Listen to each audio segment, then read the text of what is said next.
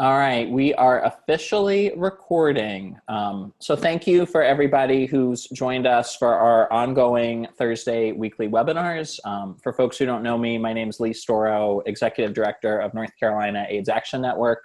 I feel like at this point we're a little like a flight attendant with our standard language about every week's webinar. Have been coming together every Thursday morning at 10 a.m. to talk about a different topic since the start of the pandemic.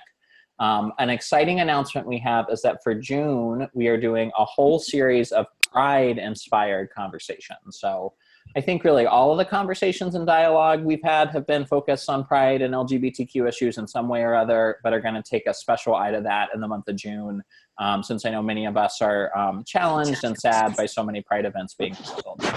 So we're kicking off our conversation next Thursday with a webinar about PrEP and PEP, pre-exposure prophylaxis and post-exposure prophylaxis policy work. There was some exciting news that came out a couple weeks ago that there's a new pathway forward on injectable PrEP, so getting a shot rather than a daily medication we'll be talking about, and also looking at some new emerging policies about the possibility of pharmacists providing a gateway for both PrEP and post-exposure prophylaxis. So I will shortly drop the link to registration for that in the chat function, and we'll be sharing that out over the next week. So I hope folks will consider joining us for our Thursday 10 a.m. session next week on PrEP and PEP. Now to move us to our topic at hand today, I'm really excited to have a little bit of dialogue about voting rights issues in North Carolina. This is an issue that's always been important to NC AIDS Action Network since our organization's history.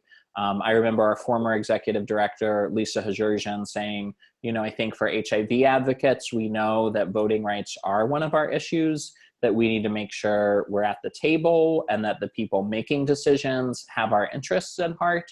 And one of the best ways to do that is make them know that our advocates care about how election happens, how democracy happens, and all of those important pieces. Many of y'all in the past have joined us for Get Out the Vote efforts. We've phone banked, we've knocked on doors, particularly with some of our partners down in Greenville and Wilmington over the years. So voting rights work has always been important to us. I'll also just flag that earlier this year, we wrote a letter to the leadership of the General Assembly as they battled COVID issues with some recommendations that were important to the HIV community, and particularly highlighted that access to the ballot box in this really challenging time was really important, and that we wanted folks to be able to vote in November without restrictions, without having to jeopardize their health to do that. So voting by mail and a number of other pieces are things that have been important to this community as well.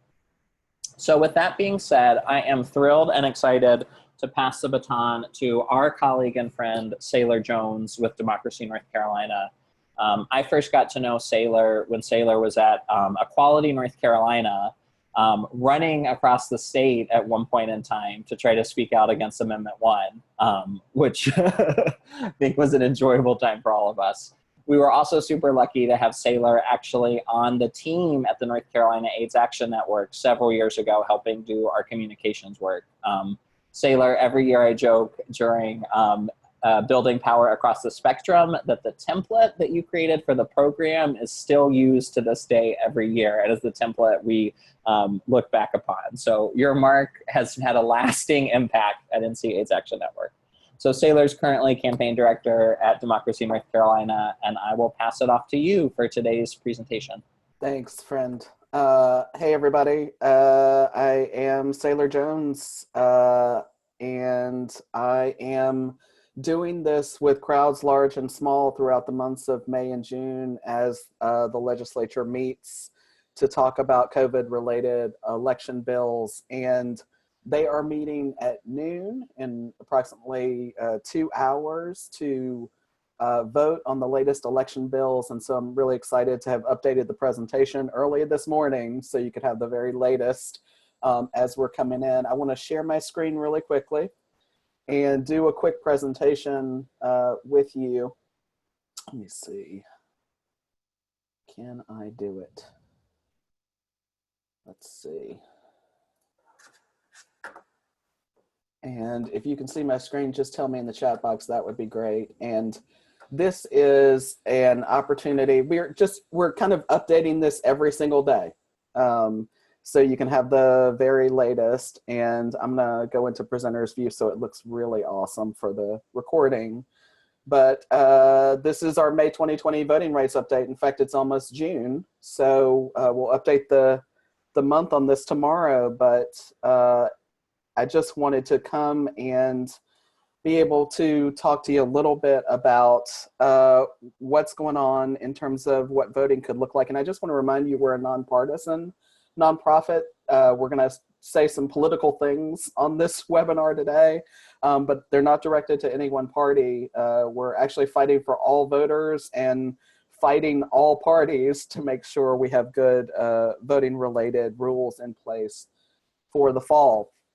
So our agenda today, if you choose to accept it, which would be what voting is going to look like in summer and fall. I think that's the biggest question we get.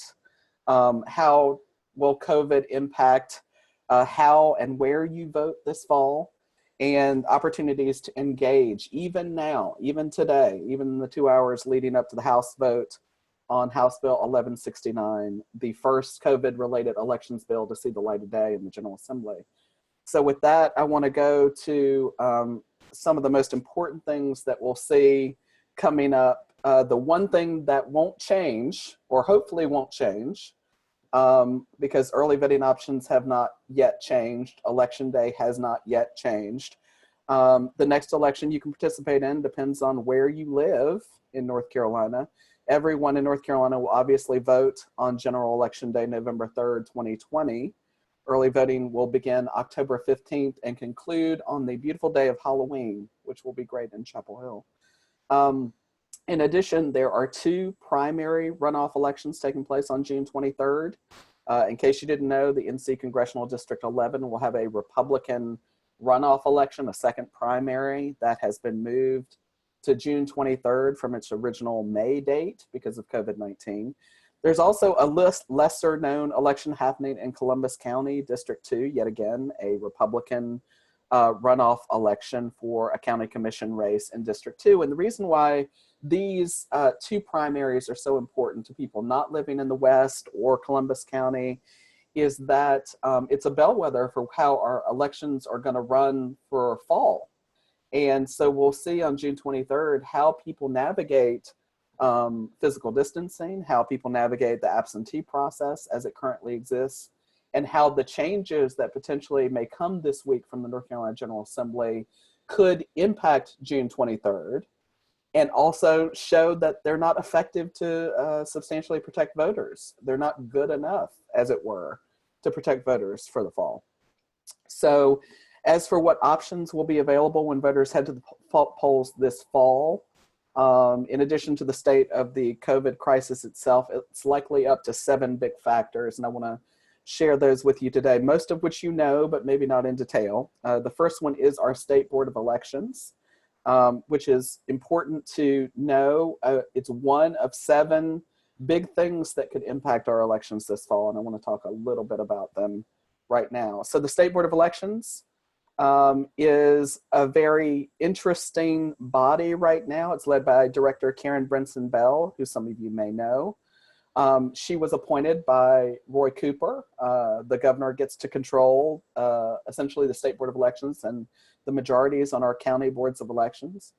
And Karen has, or KBB as we call her, has the often challenging task of administering our state's elections amid the ever-changing array of redistricting reforms and not gerrymanders coming through the General Assembly, the changes to our election rules, and changes to voting-related laws passed by the North Carolina General Assembly, vetoed or not by the governor, and challenged or sustained by our courts.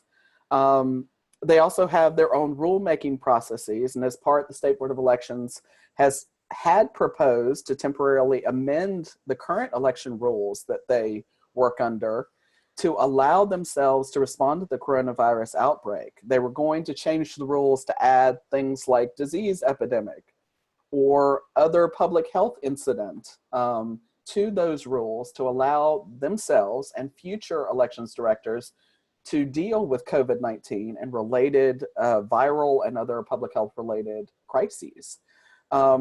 It would have been an important step to ensuring that KBB and the gang at the State Board of Elections had all the power that they need to respond when the time is right to the changes in what is an uncertain public health pandemic.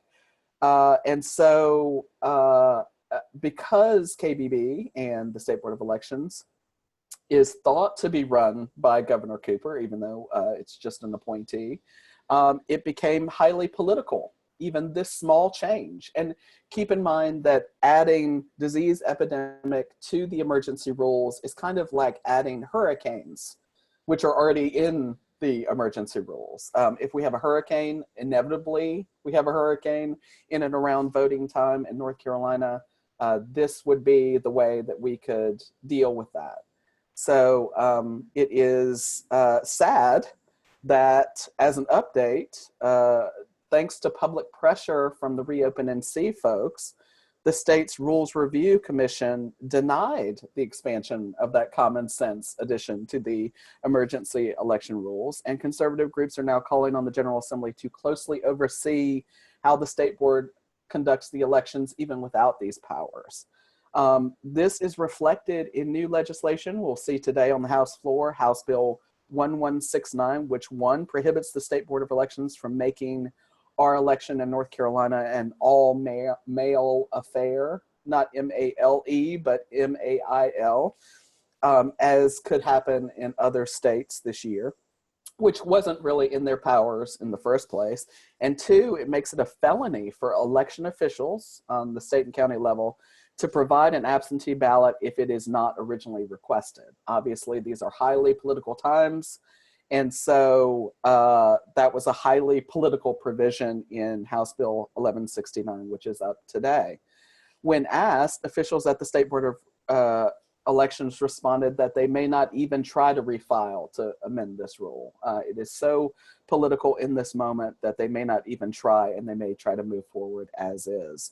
So while the State Board of Elections doesn't have the power to make widespread changes to our elections, the North Carolina General Assembly certainly does. As a result, the State Board of Elections director offered the legislature a set of recommendations back in March and revised them again in April to help overcome the challenges COVID-19 has created for our elections officials. These recommendations included giving county boards flexibility in areas like poll worker assignment and early voting flexibility, making it easier to securely request and cast votes by mail. That seems like a no-brainer in this moment, and provide modest matching funds to access federal dollars. We have 2 buckets of federal funds waiting to be distributed to our counties to help fund fair elections this fall, which is not easy to say. It's about $22 million coming from a HAVA bucket from last year, and now from the CARES Act, which recently passed for all sorts of COVID-related relief.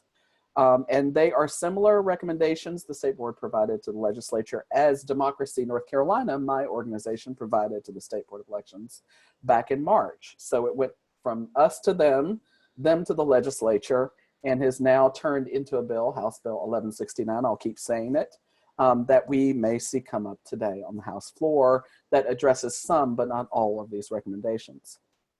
Our recommendations, as well as the State Board's recommendations, focus on a second factor. We're on 2 of 7 now, so I'll quickly move through. That is Congress. I know, boo.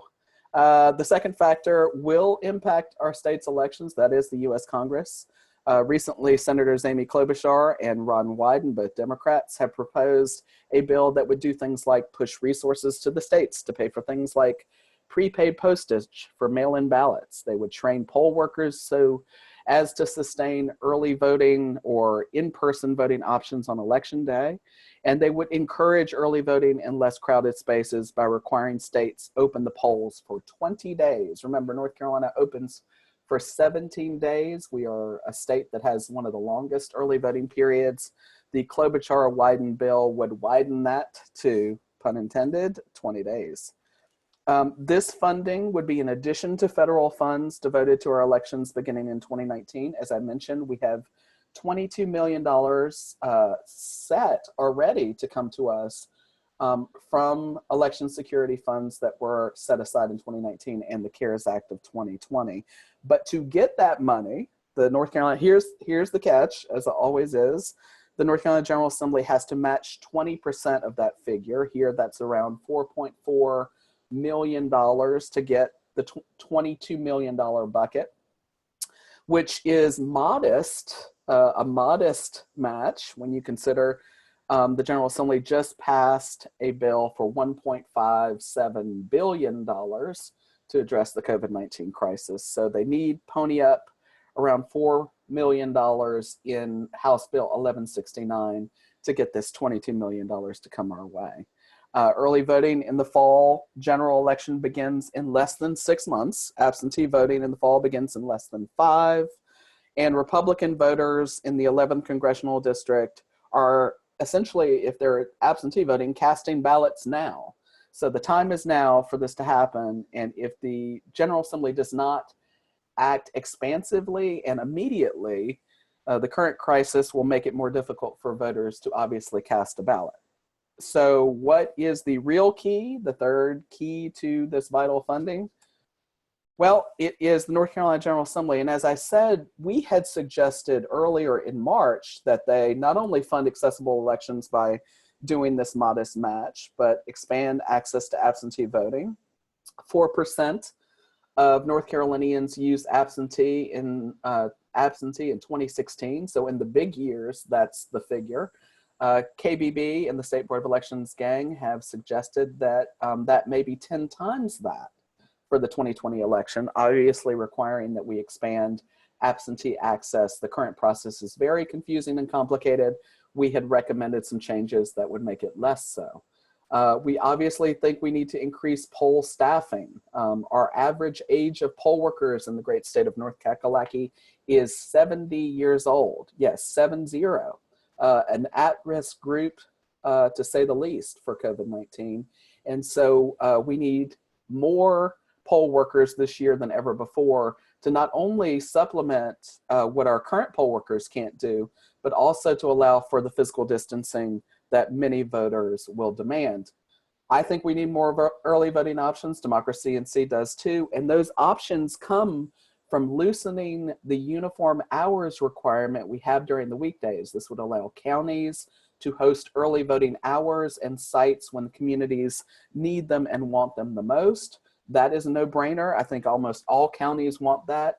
That change happened in 2018 to limit early voting options. We believe that should be shut down at least for 2020 to allow counties the flexibility for more early voting options. Obviously, if you try to get some Purell recently, you know it's very hard. We need safe and sanitary in-person voting polling places, and the best way to do that is to fund that and provide the channels, the supply chain channels, to get those sanitary resources and materials and PPE in many cases to our polling sites. And finally, election day contingencies. Should election day be a holiday, to open up large gymnasiums at schools so that we have these vote centers where people can vote in physical distance at the same time? Should same-day registration be expanded to election day? Consider in April, voter registrations in the great state of North Carolina were down 50%, 50% from prior years. That's a problem, especially in a year where we've had so many removals from the voter rolls, which I'll talk about in just one second.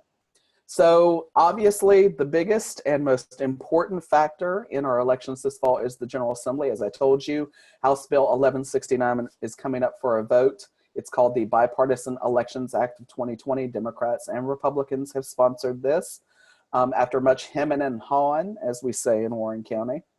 It does provide the modest matching funds to access federal dollars. It does allow poll worker recruitment in that it relaxes poll worker requirements for out-of-precinct poll workers. Right now, to be a poll worker, you have to actually live in the precinct where you're working. It would relax that. And finally, for absentee voting, it would reduce the witness requirement from 2 witnesses' signatures to 1. Keep in mind, 70% of North Carolinians, I'm giving you a ton of stats today, I love it. 70% of North Carolinians live in households of 2 or less. people, fewer than 2 rather. And so it's a no-brainer to make that witness requirement 1. Only Alabama and North Carolina were the only 2 southern states that require 2 signatures. There are 3 states total, Rhode Island's in there too, that require 2 signatures. Obviously taking that down to 1 or none, preferably, would be best. House Bill 1169 currently takes it down to 1. Okay, so there is a 5th key to this, and we are going to talk about it quickly. That's the governor. He can obviously veto or approve anything that comes out of the General Assembly. Again, 1169 House Bill is a bipartisan bill, making it more likely he would approve it. Unclear.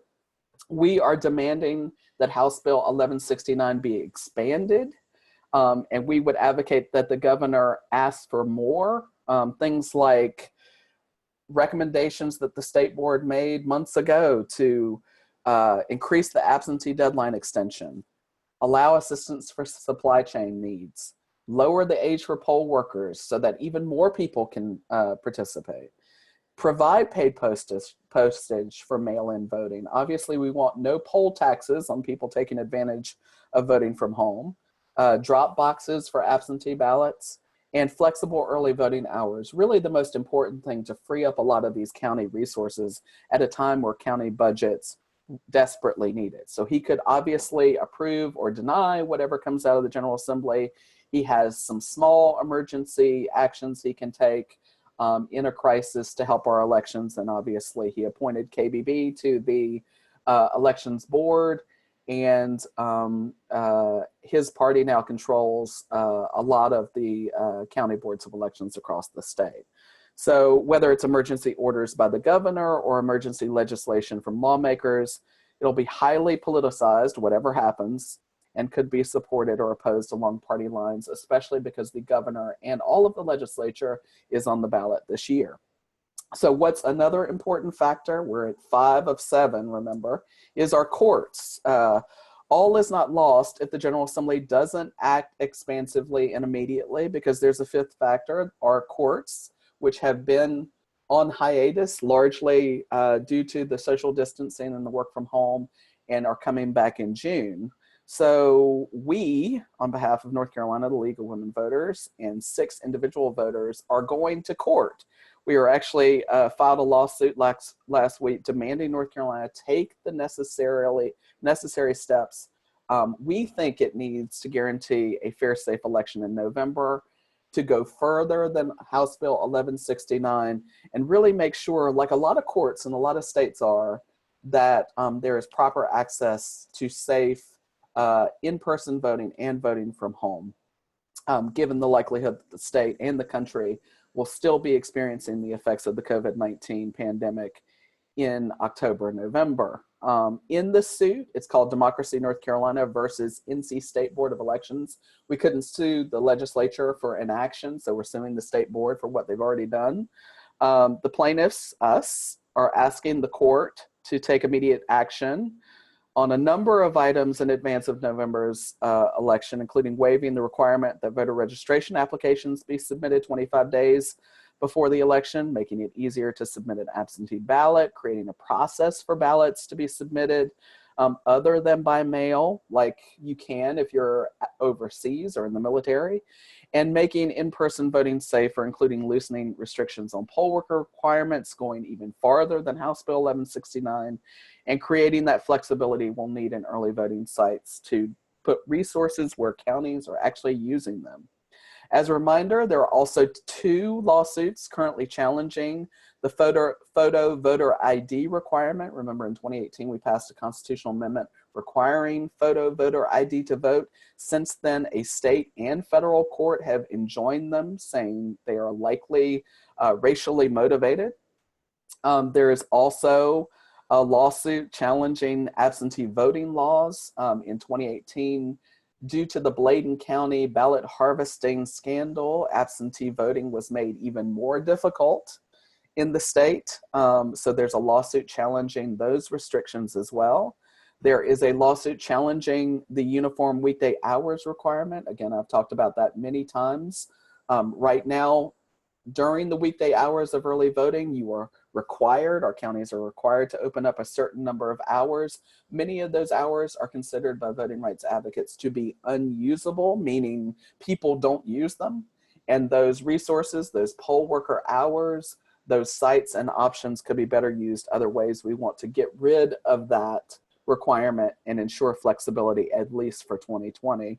And as recently as May 4th, another lawsuit filed by a group of voters seeks to loosen rules around absentee mail ballots as well. So there are attacks on absentee voting restrictions also at the state and federal level right now. So while attorneys are hopefully proceeding into court as soon as June, these cases, along with any current lack of action by the legislature, leave many unknowns about what our voting rules will ultimately be for the fall. The sixth critical factor is our local board of elections. I have mentioned them time and time again. We are hearing that local boards of elections are under extreme budget constraints in many parts of our county, of our state. County commissions are cutting budgets right and left to deal with public health concerns and employment concerns due to COVID-19. And our counties do things like budget for our elections. People don't know that. They think it's the state, it's the county. They recruit the poll workers. They identify the safe polling places. So we're hearing that many county boards are facing smaller budgets as a result of COVID, and they're making decisions right now in May and June about what options they'll have for the fall, even as the legislature and Congress debate funding and rules changes. And that's why we're asking for more funding from the state and federal levels at demnc.co/take action. The last and certainly not least big factor in what our elections are going to look like this fall, that's easy. Well, it's not easy. It's you. You're the seventh factor. Your ability and willingness to take action right now will support better early voting options and election day options in 2020. And as a result, we have done everything we can to move advocacy online. So you can take action, you can provide that pressure on lawmakers and on Congress. You can advocate for better early voting options from home. So how have we done that? Well, early voting advocacy is kind of a standard for us. You can learn more at demnc.co/EV advocacy, and I'll provide these slides to Lee so you don't have to write down short links frantically. But we've been calling all the counties to find out if they're having telephonic or virtual meetings that you can attend. We've been trying to find out who is going to cut early voting options for fall based on COVID-19. And we're also helping the counties as best we can to recruit for poll workers and pushing out their advocacy and education measures through our social media and dark communications arts channels as well.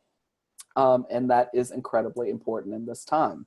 In addition to that, we have online voter registration. In case you didn't know, back in March, the State Board of Elections in North Carolina DMV put voter registration online just as we were sheltering at home. This is incredibly important. In the first month alone, nearly 1,000 people took advantage. If you've moved or you've never registered before, or even if you don't know whether you're registered, OVR is a thing we are pushing. You can now register to vote online. The link to the portal on the NCDMV website, because that URL is not as intuitive, we've made a short link at demnc.co/OVR. But before you go there, I would ask that you go over to ncvoter.org. It has step-by-step instructions because the NCDMV website is not easy to navigate and ncvoter.org is. So everything you need to know about online registration is at either of those places. And this is particularly important. Not a lot of people know this. More than 570,000 North Carolinians were removed from the voter rolls between December 29, 2018 and January 2nd, 2019. That includes active voters, inactive voters, and temporary voters. That's a total drop of 574,698 voters. That is the second biggest voter removal in American history behind what happened in Georgia in 2017. And we took a close look at this. It's really devastating. It's 8% of all voters were removed. 13.1% of them were Native American. 8.8% were multiracial. 1 in 10 Black men who were registered to vote in North Carolina were removed from the rolls. And while we couldn't find a discernible conspiracy there, when you think about the fact that we have relentlessly passed voter suppression laws, relentlessly passed gerrymandering plans, the big conspiracy is that people may feel discouraged and deterred and may have voted in 2008 and 2012 when they were thrilled to vote, and since then have not taken advantage and therefore got caught up in those federal biennial voter removals from the rolls. And so even if you think you are registered to vote, we are encouraging people to take advantage of online voter registration, because it's possible you are one of the 570,000 people in North Carolina who have been removed since 2019. Now, some of those people have moved away, some have passed away, but the reality is there are people who believe they are registered, and if they go to vote on election day under the current rules, they will not be able to vote and fix that. And so we're asking people while they're sheltering at home to take advantage. The one thing you need to know about OVR, you do need a DMV ID currently to take advantage of online voter registration, whether it's a license or a non-operator's ID. So we're working to change that. That is also in our lawsuit. All right. The other most popular thing that's going on right now, COVID-19, the best way to support your community and get resources to it is the census, and that deadline has also been expanded to October with 1B 31st, 2020. So you can take advantage of all the new deadlines and information at demnc.co/census. If you haven't done that already, I'll be shocked, but your friends may not have, and so it's a short link that you can share with them. Finally, here is our EV Advocacy short link. If you live in, for example, Orange County, and you want to know your county board of elections is up to, demnc.co/EV Advocacy can give you the steps to plug in even while you are sheltering at home. And it all comes down to this, friends. This is our Take Action Hub. It's demnc.co/takeaction. Everything that I have shared with you, every single short link is there right now, easy to find. And you'll also find within the next 2 hours, because as soon as I get off this webinar, this is what I'm doing, an updated action to email your lawmakers directly and ask them to expand whatever House Bill 1169 is today to cover a lot more things, because this is our last shot at this, friends. Our General Assembly may conclude in the next couple of weeks, and that is the period where we need to know election rules, because voters and counties need certainty to move forward with planning. Elections are not easy to plan, as you can imagine. So now is the time to take action. You can go there even now. I sense it happening on some of your screens, where you are going even now to find out the latest ways to take action. It's everything from signing up for text alerts so we can share the latest with you, all the way over to contacting your lawmakers with the exact messages you need to effectively say, do more and do it now. We have free resources as well. If you are into that type of thing, print resources are not as much of a thing since distribution channels have shut down, but we have them at demnc.co/resources. We also have a pretty incredible social media presence, and also we've started a podcast as of 2019. These are all ways you can stay connected with the latest while you are physical distancing, so I wanted to share those. And these are the ways you can get information in real time. Our hotline, 888-RVOTE, is available all year round. democracync.org is typically where you can find the latest in election changes and policy information, but ncvoter.org is our voter education website. Over 1 million people access it each year to do things like find out if they're registered to vote, look up where their precinct is, find out when early voting is, get a nonpartisan voter guide. And right now you can go there and figure out all the steps. There are 5 to use online voter registration. So I want to open it up for Q&A. I know that was like 3 million things. You might have some questions. I'm going to stop sharing this account and come back to you in real time and open it up in case there are any questions from Lee or in the chat. Awesome. Thank you, Sailor. As you did guess, I was looking at y'all's resource guide and sort of ways to take action as you were talking. It's really fabulous, and there's a ton of great stuff. So I was thinking I should like tweet about my sort of passion for voting rights, and it sounds like want to both pass 1169, but expand sort of how comprehensive it is. You love Twitter. I love Twitter. Like, if I were to tweet right now about what the NCGA should do, what should my tweet say? Well, you know, there are a lot of technical things that are associated with this because they are doing some things. They are doing the most common sense things. What we are looking for is an expansion in safe voting options. I mean, obviously you have 280 characters. Best tweets are under 100 characters, right? Ooh, so that's so short. So you don't have a ton to work with, but what you can do is rely on our web first actions, our front facing actions to do the work where your tweet cannot, because no one's going to retweet your thing and maybe they won't click over, but they will go to an action. And so I've always said, do whatever the catchphrase is. Act now before noon, sense of urgency, to ensure safer voting access, and then link to the short link. We always want it to be a short link so it's intuitive. Right now it's at demnc.co/takeaction, hashtag NCGA. And I can give you a really cute image to share as well. So it's dense and it'll be popped up in that algorithm. But the important thing is to rely on the action. We've already prepared a message in the action. You can contact both your House and Senate representatives through the action. And we really make it easy.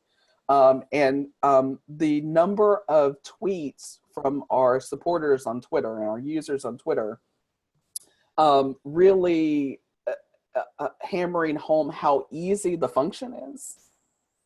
They've made it so easy, and you tag us and then we retweet it to everybody else. That really hammers it home because you're not going to be able to fit all the things we need in the tweet, but you can assure people who you want to share and retweet from your various platforms that it is an easy process. You are emailing your lawmakers directly, and it takes about 30 seconds or less to do. Our most effective retweets have been Democracy NC makes it so easy. It took 5 seconds, literally. So that will get people to share it pretty easily without having to put a lot of information on it. We've also been live tweeting all of the hearings about it. And so if you check out Democracy NC on Twitter, you can retweet some really long-winded tweets, if that's a thing, about all the details of what's in 1169 and includes what isn't in it. That's so exciting. And I just tweeted while you were talking. I love that act now before noon, ensure safer voting access in NC. And I tagged you, but not Democracy NC. But I have a feeling you're going to see it no matter what. I have a feeling I'm gonna say something that quote tweet. But it's going to be great. It's gonna cool. Well, what other, any other questions, comments for Sailor?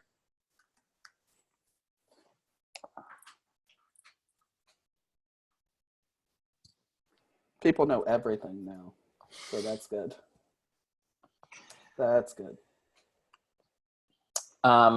So we have I got privately sent a question in the chat that said, should we request mail-in ballots now? So you can. That's important to know. You can go to demnc.co/absentee, download a request form that covers both the June 23rd and the November 3rd elections, which is a little crazy. Absentee voting is happening, right now for CD11. And you can do it now, but if the General Assembly does its job and immediately passes things that expand absentee voting access, the process may change. I suspect, though, in terms of validation of your absentee request and ballot, that the new rules will apply to it retroactively, because why wouldn't they? And so you can go ahead and request now, see what the process is. It's not easy. It's 10-point font, 2 full pages, just the request form. And then you can call our hotline to be walked through the process step by step at 888-R-VOTE. So we've got you. Regardless of what happens with the General Assembly, we're gonna walk you through the process. We're even using our rides program at this point to get notaries to go to people's houses. I mean, we're trying to be as creative as is humanly possible to make whatever terrible things we end up with in terms of voting constraints as easy as possible for people. So you can do it now, you can check it out. And if you have questions, call us and we can walk you through. And we also had someone ask in the chat, when are some of the decisions from lawsuits expected? Judith, that is a great question. And that's the question on everyone's mind. Obviously, KBB and the State Board of Elections gang, it does sound like a band from the 70s now. It does sound like they should put out an album with a disco ball. They have put a June 15th deadline on knowing what the elections rules are.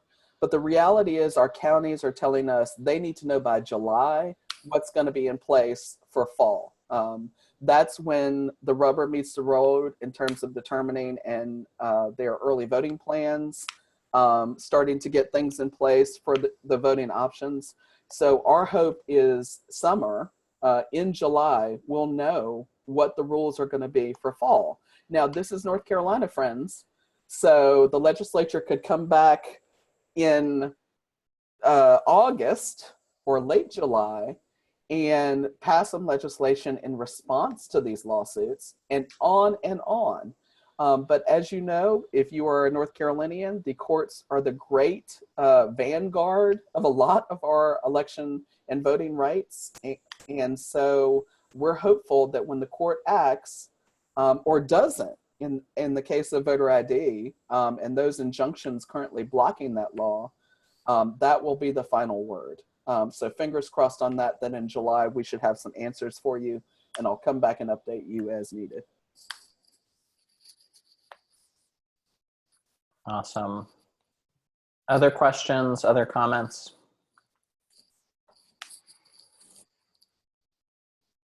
I'm seeing a lot of positive goodwill in the chat function. Finally, so. Jesus, I never get this, so that's Aquarius, our good friend doing policy work for the Southern AIDS Coalition, said this was amazing. And I know Aquarius and I have both been passionate about voting rights advocacy and feeling strongly this needs to be a part of what HIV advocates are leading on and speaking out on. So, hey Lee, thank you for that shout out. I asked a quick question. It was like I was trying to type it and this became a lot. But Sailor, this is really, really good. I'm wondering about the opportunity now for poll monitoring. Mm-hmm.